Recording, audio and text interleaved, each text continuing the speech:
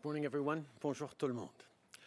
Over the last 2 weeks, we've seen our women and men in uniform step up to the plate again and again. In seniors' homes, in northern communities, they're there for where we need them most. And because they respond to the call of duty without hesitation, whenever they're called upon, it can be easy to forget the toll this work can take. Members of the Canadian Armed Forces have always been there to do tough, dangerous jobs. So after a lifetime of service, far too many veterans live with chronic pain. Today, we are launching the Chronic Pain Centre of Excellence for Canadian veterans at McMaster University. This centre will focus on national research, training, and education to provide veterans with the support they deserve. No one, least of all those who have worn the maple leaf, should be without the care they need. Later today, I'll also be meeting with nurses here in Ottawa to thank them for their outstanding work. I know I speak for all Canadians when I say that we are incredibly grateful to the women and men who are keeping us safe right now. Nos hommes et nos femmes en uniforme ont toujours été là pour nous, et on doit être là pour eux aussi. Aujourd'hui, on inaugure le Centre d'excellence sur la douleur chronique pour les anciens combattants canadiens à l'Université McMaster. Ce centre sera axé sur la recherche, la formation et l'éducation à travers le pays pour offrir aux anciens combattants les services dont ils ont besoin. À tous ceux qui ont servi le Canada, merci. Tout le pays vous en est reconnaissant et on est là pour vous soutenir. Over the last 2 months, a lot of Canadians have faced very challenging situations and very difficult choices. Just take workers in the fisheries industry. You can't harvest lobster from inside your house. So that leaves you trying to figure out how to either space people out on a fishing boat or cancel your operations. It's not an easy call to make. On top of that, prices and demand have gone down, putting financial pressure on fishers and their families. Taken together, this adds up to a really tough time. So I want you to know that we're listening, that your local MPs are making sure your concerns are heard, and above all, that help is on the way. Today, I can announce that we are investing almost $470 million to support fish harvesters. First of all, we're creating the Fish Harvesters Benefit. If you're expecting a 25% drop in income this season, you'll get support to cover 75% of your losses, up to about $10,000. And as a reminder, if you qualify for the Canada Emergency Wage Subsidy instead, remember that we'll be extending it beyond June. We're also introducing additional non-repayable grants of up to $10,000 for fish harvesters who own their own business and need support to bridge to better times.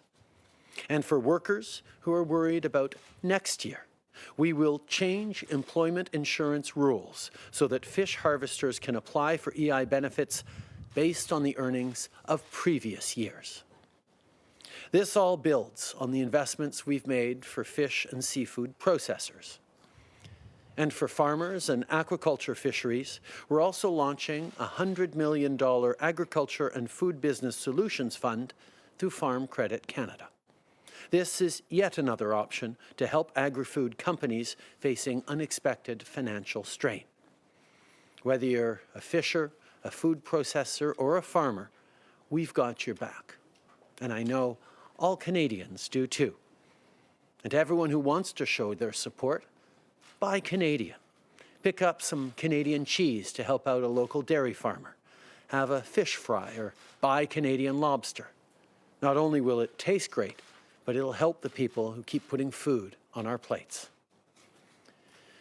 Plusieurs industries traversent des moments difficiles et celle de la pêche n'y s'échappe pas.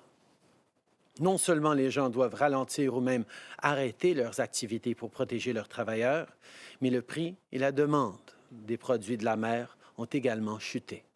C'est pourquoi on va instaurer la prestation aux pêcheurs. Si vous êtes un pêcheur qui attend à une baisse de revenus de 25% cette saison, cette mesure sera là pour vous. On pourrait couvrir jusqu'à 75 de vos pertes, jusqu'à concurrence d'autour de 10 000 $. Et pour les gens qui sont admissibles à la subvention salariale d'urgence, on va prolonger le programme au-delà de juin, comme on l'a annoncé la semaine dernière. On va également offrir d'autres subventions non remboursables d'une valeur maximale de 10 000 $ pour les pêcheurs qui ont leur propre entreprise et qui ont besoin d'aide pour traverser cette période difficile.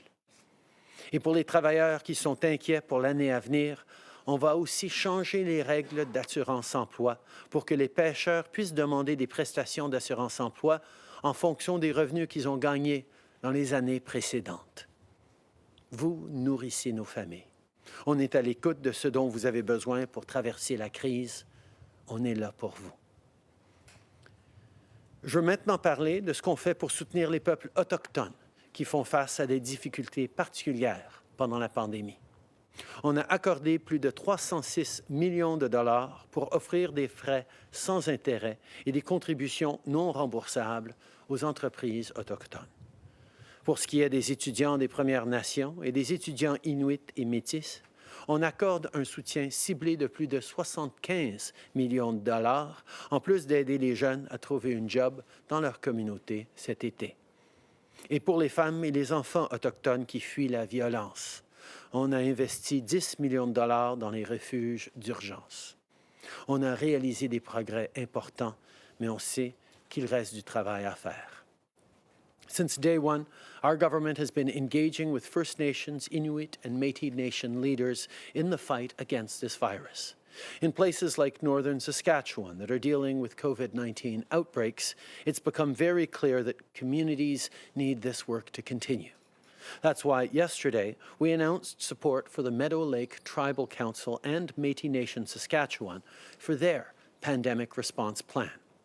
Through this plan, we're partnering with communities to provide over $2.3 million for everything from food to supplies. We all want the same thing, to keep people safe, and we will continue coordinating to make sure that happens. I want to end today by recognizing that the May long weekend is coming up. It'll be different than normal because lots of places, including our national parks, are still closed. But this isn't forever. Canadians have been doing the right things these past many weeks, and that's why we can announce today some good news for the weeks ahead.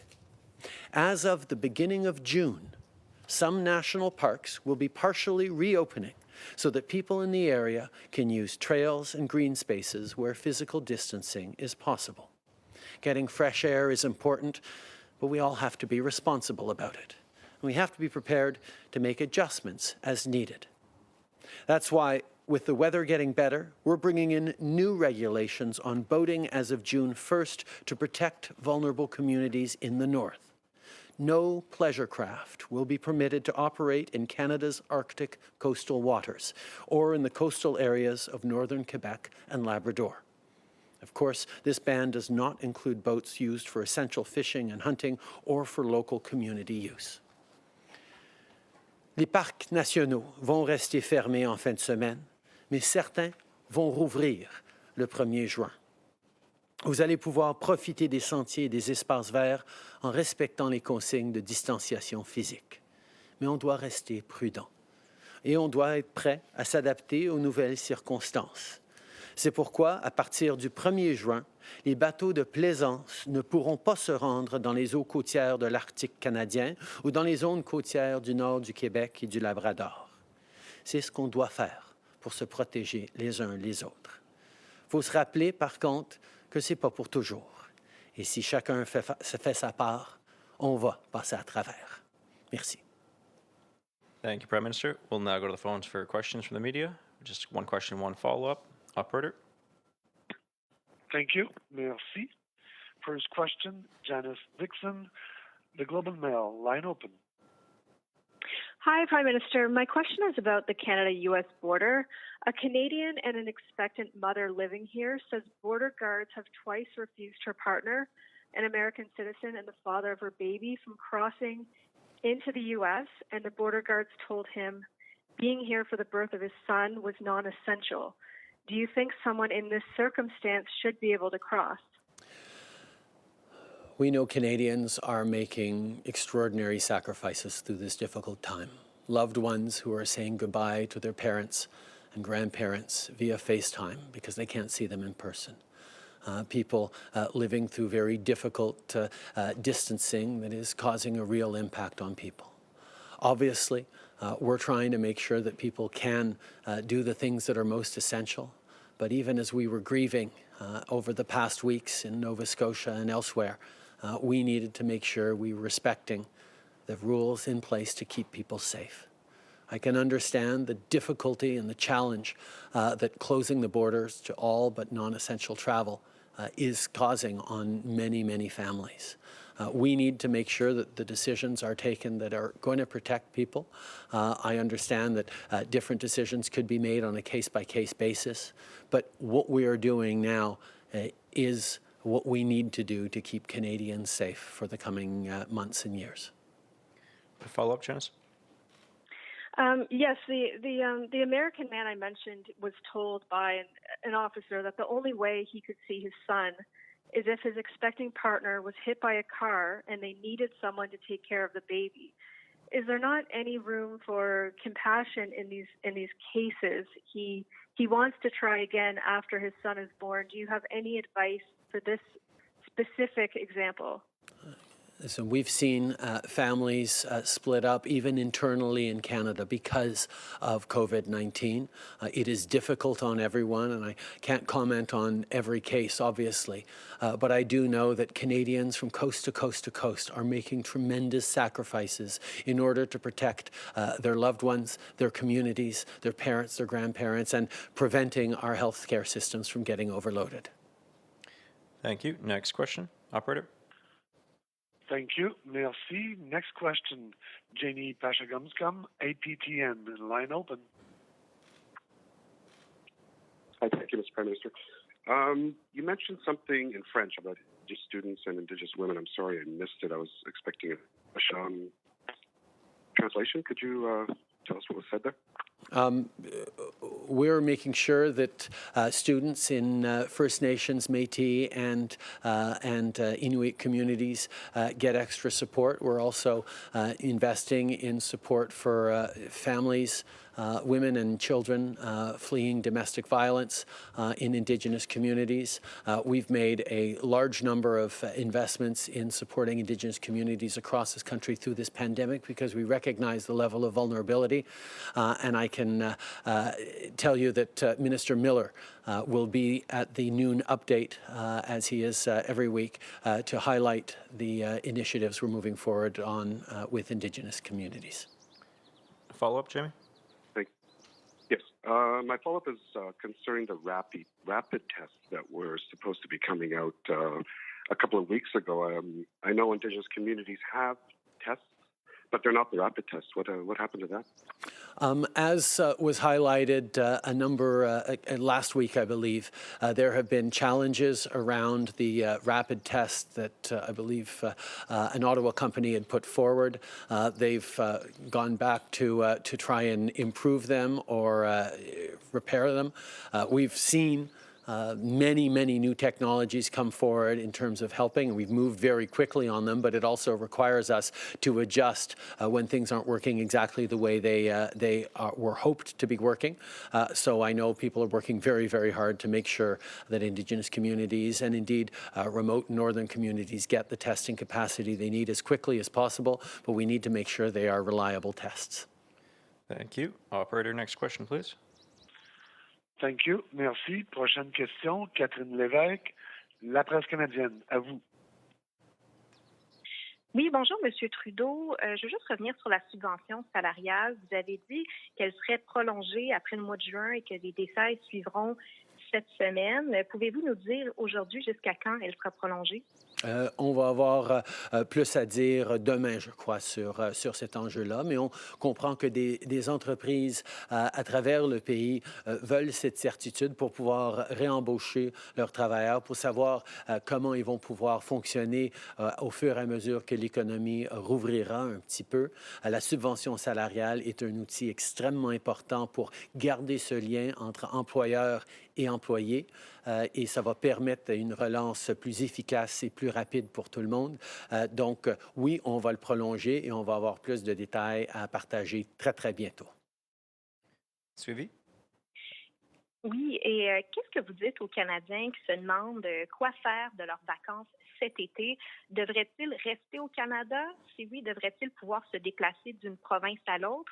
Et est-ce que les États-Unis, c'est une option pour eux à ce stade-ci ou on oublie ça pour cet été? Écoutez, on veut tous savoir qu'est-ce qui va se passer dans les semaines à venir, dans les mois à venir. Tout ce qu'on sait, c'est que maintenant, faire les bonnes choses pour garder des mesures de distanciation physique, rester chez eux le plus possible, c'est la façon qu'on va se protéger, qu'on va s'assurer qu'on pourra en sortir le plus rapidement possible. Les décisions que les familles vont prendre pour cet été dépendraient énormément de la région, de la province dans laquelle ils se trouvent, des règles qui vont être en place à partir du mois de juillet. On est encore un petit peu à l'avance pour pouvoir prédire de quoi ça va avoir de l'air, mais on sait que ce ne sera pas un été comme les autres. Ça va être une situation où les familles, les individus vont devoir prendre différentes décisions que ce qu'ils avaient prévu il y a 6 mois. Merci. Prochaine question, operator.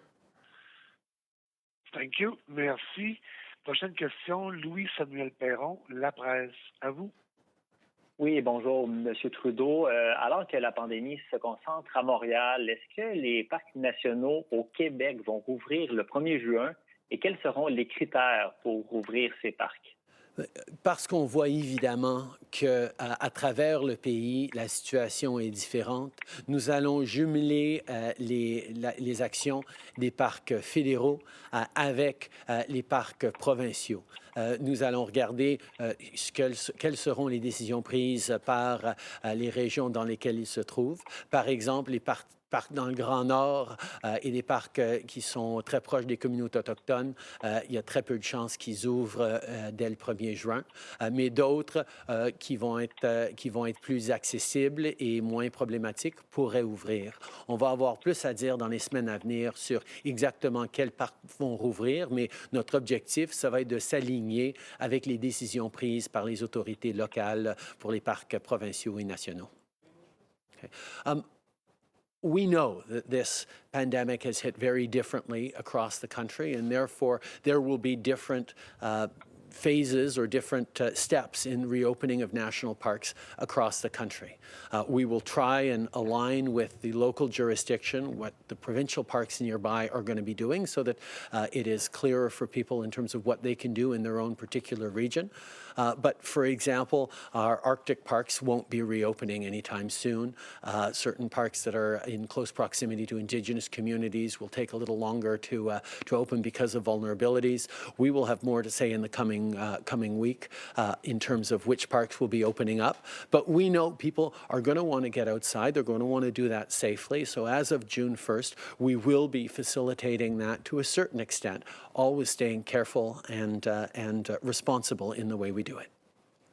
Une suivi? Oui, M. Trudeau, on apprend ce matin dans le National Post qu'Emploi et Développement social Canada demande aux fonctionnaires d'approuver les demandes de PCU, même si la personne a démissionné ou a été congédiée. Pourquoi acceptez-vous d'aider ces personnes alors que bien des Canadiens qui n'ont pas choisi de perdre leur emploi ont de la misère à joindre les deux bouts? Les gens se souviennent bien des chiffres d'emploi qu'on a vus la semaine passée. Des millions de Canadiens ont perdu leurs emplois dans les derniers mois. Nous avons fait le choix en tant que gouvernement de les aider et de les aider rapidement. C'est ce qu'il fallait faire. Si on avait instauré un système qui exigeait une vérification complète du dossier de chaque personne qui demandait, il y aurait des millions de personnes qui attendraient encore de recevoir la prestation canadienne d'urgence. On sait que 99% des Canadiens qui font des demandes pour ces programmes-là en ont réellement besoin. Et ce n'est pas à cause du 1% de fraudeurs qu'on va ralentir ou empêcher des millions de Canadiens de recevoir l'aide dont ils ont si besoin. On a mis en place des mesures pour contrer la fraude et on va s'assurer que ça se fait dans les mois à venir. Mais la priorité, c'était d'aider les Canadiens qui en avaient besoin et c'est exactement ce qu'on a fait. I think people remember well the job numbers that came out just last week that showed that millions of Canadians have lost their jobs. We made the choice as a government from the very beginning that we would help those millions of Canadians. And getting that help to 99% of the Canadians who needed it quickly and rapidly, if it meant even accepting that 1 or 2% might make fraudulent claims, was the choice that we gladly made. We needed to get help to Canadians immediately, and that's what we did. If we had asked the public service to perform background checks on everyone applying for the CERB, we'd still be waiting to get those checks out. And people needed that money. Now they needed that money last month when we delivered it. So saying, we have put in strong measures to ensure that anyone who is trying to defraud the system will get caught and there will be consequences. But that was not our priority. Our priority was helping people immediately, and the fraud measures will kick in the coming months. Kevin Gallagher with CTV News. Could you expand on what those measures or mechanisms are? And also, you said yesterday the CRA would be responsible for a lot of that with the CERB. They're also responsible for the wage subsidy. So is the CRA going to need more resources to tackle the potential fraud that has come from these vital federal programs during this pandemic? Well over 7 million Canadians have applied for the CERB. Millions of Canadians are receiving the CERB. Millions of Canadians have lost their jobs. We needed to help them rapidly and efficiently. That means to get the CERB, people simply needed to fill out an attestation to make commitments that they were in a situation that they deserved to get the CERB. Of course, there's going to be a few people who will misrepresent themselves and try and defraud the situation. Defraud the situation. But we know that the priority was getting help to people who needed it. And that's exactly what we did, including by increasing the capacity of the federal government to deliver these checks and support CRA and other government workers. The choice we made was to get the money out to people immediately when they needed it so we could do the social distanciation, so we could stay home in the way we needed to, and make sure that the fraudsters get caught as we move forward. It didn't really answer if there was going to be more resources for the CRA to do this. I'm also wondering, as provinces start to reopen their economies, non-essential businesses start to open up, there are likely to be workers that are concerned about returning to work for their own safety. Either they're immunosuppressed, they have difficulty finding adequate childcare options, or perhaps they're unsatisfied with their workplace safety protocols because of the coronavirus. Will those workers have an option to remain on the CERB, for example, or other federal programs? What will happen to workers that have concerns over their safety, but now might have to go back to work? On the first part of your question, the measures we've put in have required the public service across this country to step up in extraordinary ways. And we're making sure that they get the support they need as they deliver in a rapid way, in a reliable way, the support that millions upon millions of Canadians are needing. And we need to thank them for the work they're doing. And of course, we will always make sure that they have the resources necessary to do the things that Canadians need them to do and do them as incredibly well as they have been. as the economy begins to reopen, as people start looking at going back to work, there are going to be lots of questions about safety, about childcare, about next steps. And we're going to work very closely with the provinces, with industries, with employers, with people to give as much clarity as we possibly can. We're in an unprecedented situation. We're figuring this out step by step as we move forward, as we get into the next phases of this. But every step of the way, our focus is going to be on keeping people safe, first and foremost. That needs to be the priority that all Canadians put at the top of the list. En français, s'il vous plaît, sur la sécurité des travailleurs. Et, au fil des semaines à venir, il va y avoir énormément de questions sur comment on peut commencer à rouvrir l'économie, comment les gens peuvent retourner au travail, qu'est-ce qui va se passer pour les garderies, qu'est-ce qui va se passer pour des enjeux préoccupants individuels. Nous allons travailler très fort ensemble pour trouver des réponses à ces questions-là. On est dans une situation sans précédent. Il n'y a pas de réponse facile, mais nous allons collaborer, comme on le fait, avec les provinces, écouter les Canadiens dans leurs préoccupations et trouver la meilleure façon de garder et d'assurer la sécurité des Canadiens tout en regardant une reprise économique tranquille, graduelle et en restant vigilant. Bonjour, M. Trudeau. Mathieu Goyer de Radio-Canada. On voit que la subvention salariale, elle est beaucoup moins utilisée par les employeurs que ce qui était prévu. C'est clair, on voit que la PCU semble nuire à la subvention salariale. Est-ce qu'il n'est pas temps de mettre fin à la PCU plus rapidement que prévu?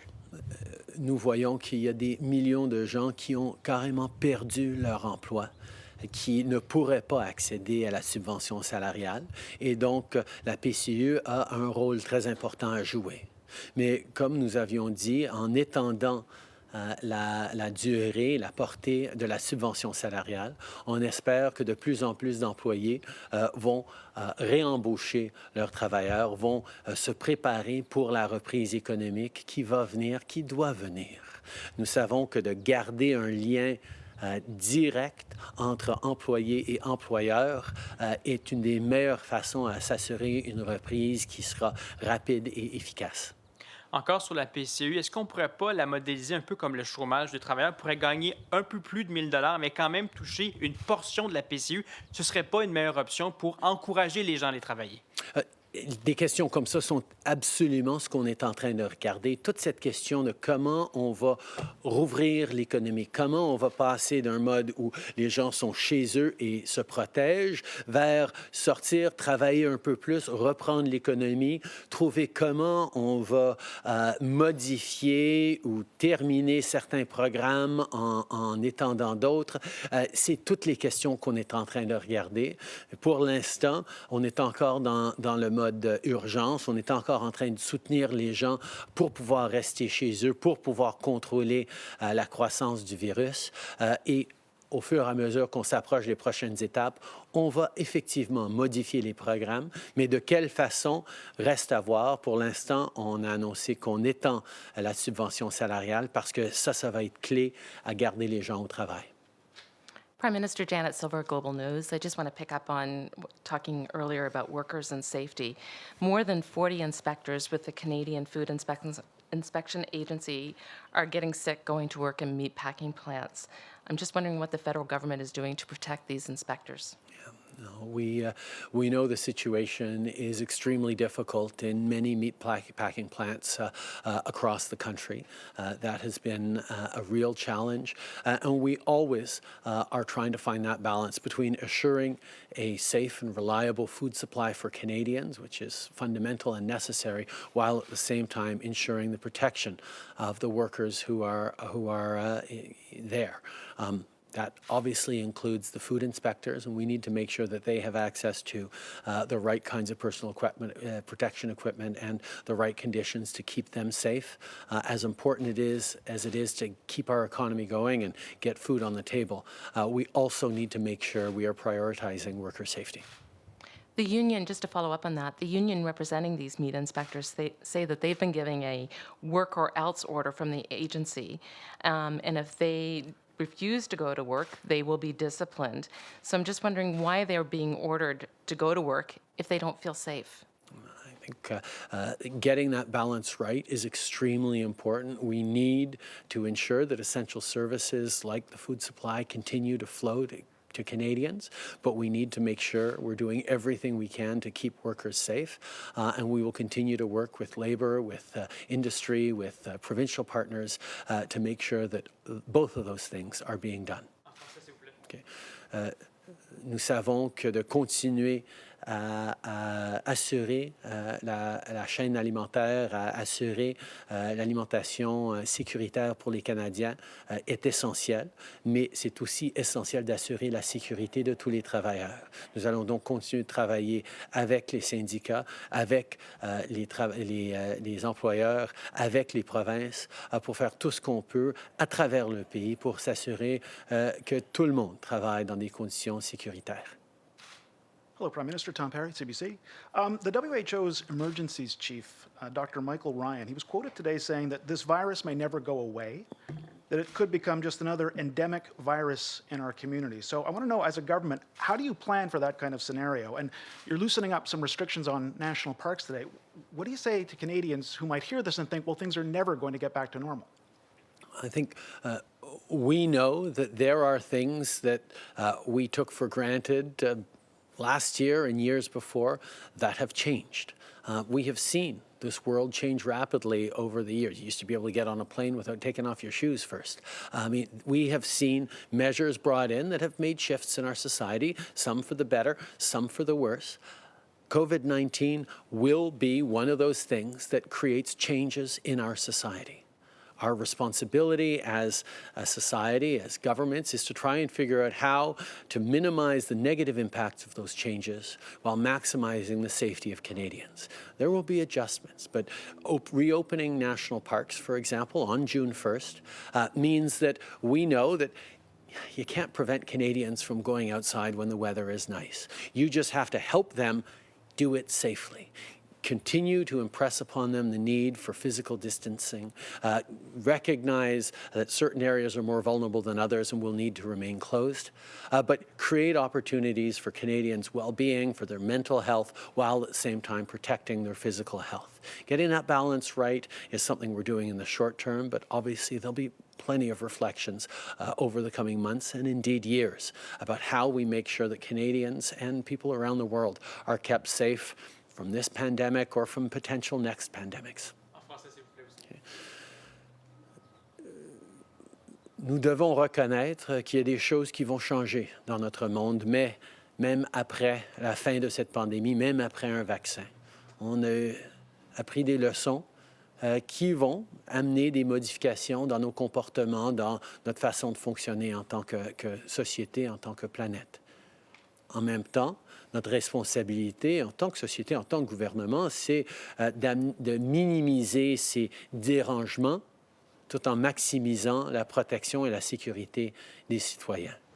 Ça va être un équilibre qu'on cherchera toujours à avoir. Par rapport aux parcs, par exemple, parcs nationaux, on va pouvoir en ouvrir plusieurs le 1er juin. Mais on va encourager les gens de continuer les mesures de distanciation physique. Mais on reconnaît que, par exemple, de sortir dehors, de prendre un peu d'air, de découvrir le plein air, c'est important pour le bien-être des Canadiens. Mais on va assurer d'amener des façons de le faire plus en sécurité pour ne pas mettre des gens vulnérables plus à risque. C'est sûr qu'on va avoir des réflexions sur comment on va devoir se comporter dans les mois, dans les années à venir, qu'on trouve un vaccin ou non. Mais pour l'instant, on prend les meilleures décisions qu'on peut pour assurer la meilleure qualité de vie et la meilleure sécurité des Canadiens en même temps. And you've announced support for First Nations in their fight against COVID-19 today. I'd like to ask you about something that happened on Sunday in Saskatchewan. A First Nation there says that the RCMP interrupted an important ceremony over concerns about physical distancing. Premier Scott Moe says there can be no exceptions to the province's rules about public gatherings. What do you say? I think Indigenous community leadership knows that we need to be keeping people safe, and we should be able to work with them to develop ways of continuing with important customs and practices for them in a way that abides by health recommendations. I think that's something for the leadership of the community to take on, and we, of course, will be happy to work with them. Merci beaucoup tout le monde.